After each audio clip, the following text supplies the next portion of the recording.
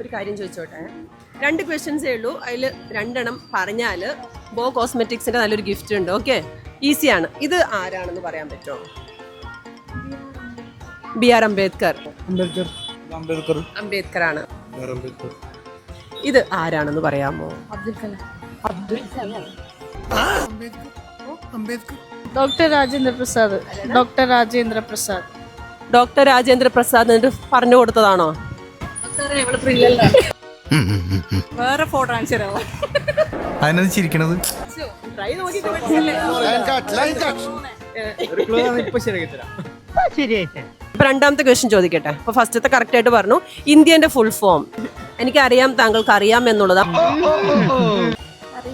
പുള്ളിക്കാരൻ ഭയങ്കര ബ്രില്യന്റ് ആട്ടോ. എന്താ പേര്?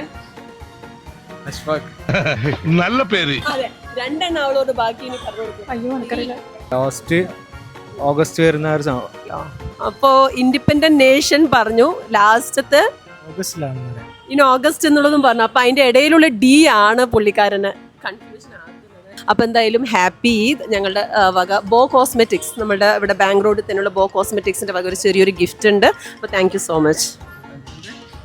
സവിത ഭാസ്കർ.